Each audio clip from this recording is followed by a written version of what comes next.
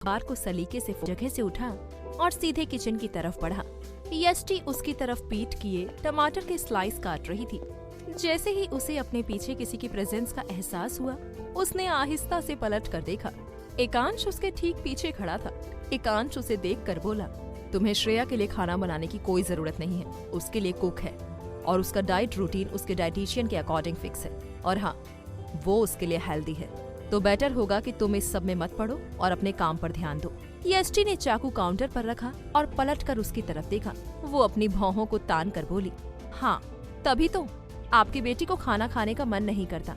आपको पता भी है कि मैं उसके लिए क्या बनाने वाली थी, जो आप मुझे रोक रहे हैं। मैं बस चाहती थी कि वो रोज रोज रूटीन का वो बोरिंग खाना ना खाए, कुछ टेस्टी भी खाए जो हेल्दी हो। और किसने कहा कि टेस्टी खाना हेल्दी नहीं होता? एकांश का जबड़ा तन गया। उसने 2 कदम आगे बढ़ाते हुए जवाब दिया, यही तुम्हारा काम है कि वो अपने सारे काम टाइम से करे। अब तुम उनमें कोई बदलाव नहीं करोगी। मुझे ये सब पसंद नहीं। यष्टि ने अब अपने हाथ कमर पर रखे और थोड़ी झुंझलाहट से उसकी आंखों में देखकर बोली, कैसे बाप हो आप? अपनी ही बेटी को कैद करके रखा है आपने। उठने का टाइम, सोने का टाइम, खाने का टाइम, खेलने का टाइम, टीवी देखने तक का टाइम, सब कुछ फिक्स है। जैसे वो कोई रोबोट हो, बच्चा नहीं। तभी तो वो हर वक्त किसी बेजान मूर्ति जैसे रहती है। सिर्फ सांस लेती है लेकिन जीती नहीं। एकांश का चेहरा अब पत्थर सा हो गया था। आज तक किसी ने उससे इस लहजे में बात करने की हिम्मत नहीं की थी। उसकी आंखों की गहराई में कुछ उबलने लगा था, गुस्सा या शायद कुछ और, जो वो खुद भी समझ नहीं पा रहा था। डाइनिंग टेबल पर बैठी श्रेया, जो अब तक किताब के पन्ने पलट रही थी, उस तीखी बातचीत की आवाजों से चौंक उठी। उसे लगा चाचा यष्टि आंटी पर चिल्ला रही हैं। वो डर के मारे अपनी कुर्सी से कूदकर किचन की ओर भागी। फर्श से एकदम पिघल गई। उसकी आंखें नम होने लगी थी। उसने झुककर श्रेया को अपनी बाहों में भर लिया। एकांश ने ये सब देखा। उसकी नजरें थोड़ी देर तक उस पल पर टिक गईं। फिर वो घुटनों के बल नीचे बैठा, श्रेया के पास आया और बहुत ही नर्म लहजे में बोला, हम लोग बस बातें कर रहे थे बेटा।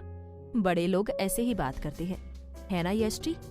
उसने अपनी नजरें यष्टि की तरफ उठाई। उसकी आंखों से सख्ती अब गायब थी। बस एक इशारा था कि वो कुछ भी कहे ताकि श्रेया की उलझन दूर हो। यष्टि ने सिर हिलाते हुए कहा, हाँ बेटा, हम बस बात कर रहे थे। आप बिल्कुल भी परेशान मत हो।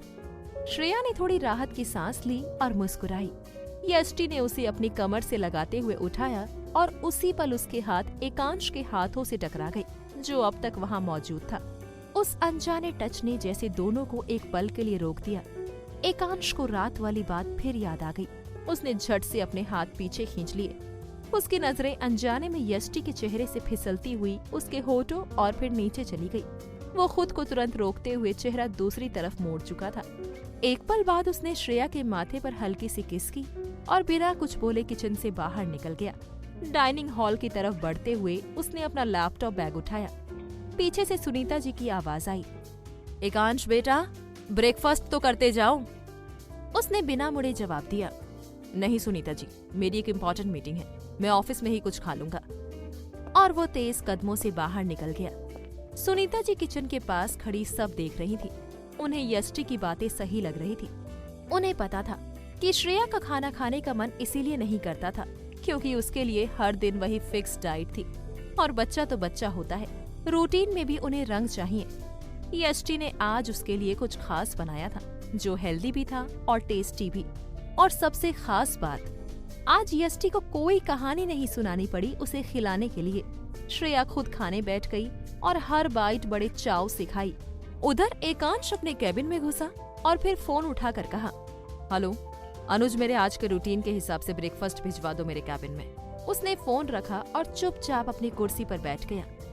कुछ ही मिनटों में उसके केबिन के टेबल पर ब्रेकफास्ट सज चुका था।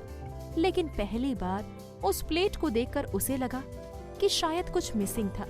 यष्टि अभी अभी किचन से लौटकर लिविंग एरिया में बैठी ही थी जब उसके दिमाग में अचानक एकांश के शब्द दोबारा गूंजे, श्रेया मेरी जिम्मेदारी है।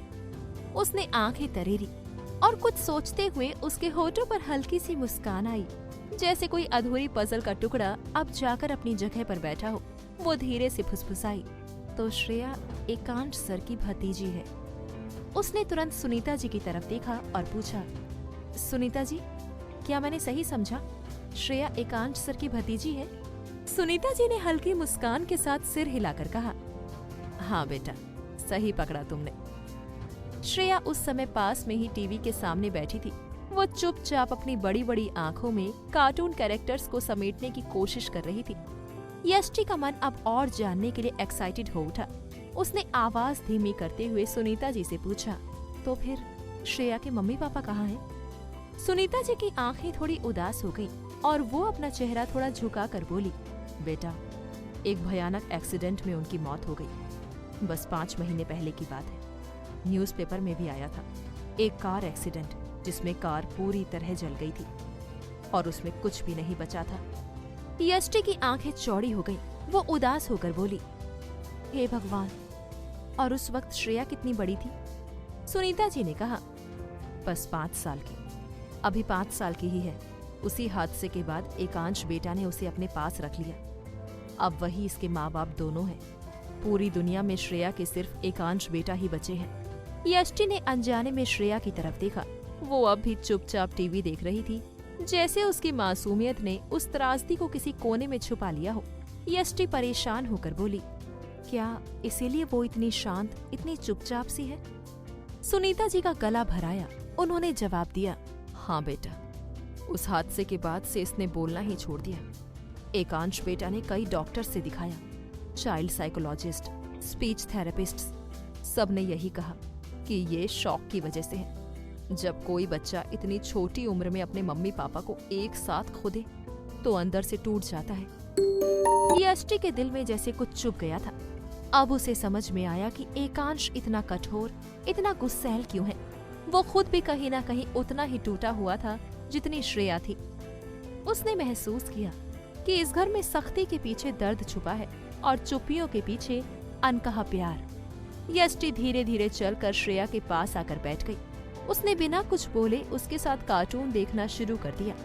थोड़ी देर बाद उसने सोचा, क्यों ना मैं श्रेया को थोड़ा बाहर लेकर जाऊं, शायद उसे अच्छा लगे। सुनीता जी उस समय किचन में नहीं थी और यष्टि का मन किया कि बिना किसी को बताए बस एक छोटी वॉक पर चल दिया जाए। वो श्रेया का हाथ थामे घर से बाहर निकल गई। दोनों पास की बीच साइड पर पहुंचे। वहाँ हवा हल्की हल्की चल रही थी। यष्टि ने श्रेया को एक कोने पर बैठाकर उसे बॉइल्ड स्वीट कॉर्न खिलाया। फिर दोनों ने एक गुलाबी कॉटन कैंडी भी शेयर की। श्रेया की आंखों में हल्की सी चमक आई थी। ये चमक पहली बार शायद कई महीनों बाद उसके चेहरे पर आई थी। थोड़ी देर तक वे रेत पर पैदल चले, सीपियां उठाई और फिर वापस लौटने लगे। उधर एकांश ने ठीक 11 बजे सुनीता जी को कॉल करके पूछा, सुनीता जी, श्रेया कहाँ है? सुनीता जी थोड़ी घबरा गई। उन्होंने पूरे घर पर नजर दौड़ाई, लेकिन ना यष्टि दिखी ना श्रेया। उन्होंने एक नौकर से पूछा तो वो बोला, मैडम जी, यष्टि मैम श्रेया बेबी को लेकर बाहर गई हैं। सुनीता जी का चेहरा उतर गया। ये सुनकर फोन पर दूसरी तरफ एकांश की सांसें भारी हो गईं। व्हाट? उसने बहुत धीमे मगर सख्त लहजे में कहा। फिर एक पल की देरी किए बिना उसने फोन काटा, कोट उठाया और गाड़ी की चाबी लेते हुए बाहर निकल गया। रास्ते में बार बार उसने यष्टि को कॉल करने की कोशिश की, लेकिन फोन नॉट रीचेबल ही आता रहा। उसकी आंखों में अब चिंता और गुस्से का तूफान था। जब वो घर पहुंचा तो सबसे पहले उसने सुनीता जी को डांटते हुए कहा, आपके होते हुए ये सब कैसे हो गया? आपको बताया था ना, कोई कहीं नहीं जाएगा बिना प्रोटेक्शन के। इसी बीच यष्टि लौट चुकी थी। उसने श्रेया को उसके कमरे में सुला दिया था और अब वो अपने कमरे में बैठी बुक पढ़ रही थी। एकांश गुस्से में उसके कमरे की तरफ बढ़ा। दरवाजा इतनी जोर से खोला कि दीवार से जा टकराया।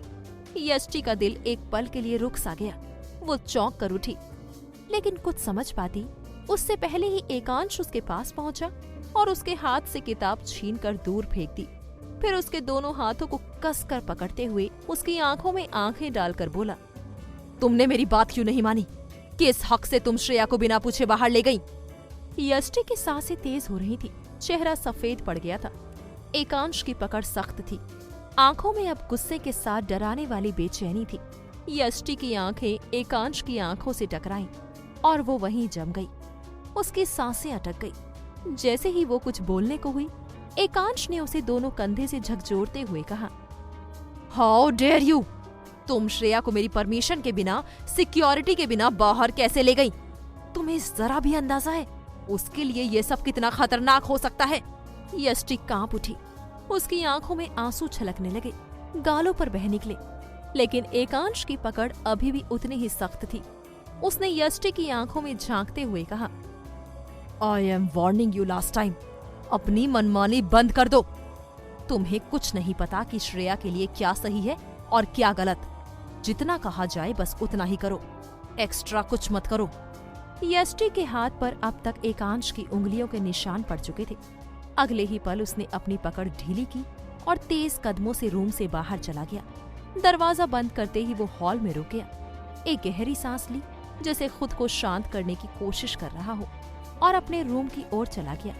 यष्टि वहीं जमीन पर बैठ गई। उसकी सांसें टूटी टूटी थीं और वो फूट फूट कर रोते हुए बोली, कभी किसी ने ऐसी बात नहीं की मुझसे। मैं कोई नौकर नहीं हूँ, गुलाम तो बिल्कुल नहीं। उसी वक्त उसका फोन बजा। उसने देखा कि सिया का कॉल था। फोन उठाते ही सिया की आवाज आई, हेलो यष्टि, कैसी है तू? सिया। यष्टि के मुंह से बस इतना ही निकला और फिर वो फोन पर ही रो पड़ी। उसे रोता देख सिया ने घबरा कर पूछा, तू रो क्यों रही है? कल ही तो तू इस जॉब के लिए एक्साइटेड थी, क्या हुआ है? प्लीज मुझे बता। क्या सिया निकाल पाएगी यष्टि की प्रॉब्लम का कोई सॉल्यूशन, या फिर दुखी होकर यष्टि उठाएगी कोई बहुत बड़ा कदम? क्या एकांश को एहसास होगा अपनी गलती का? जानने के लिए सुनिए इस कहानी का अगला भाग।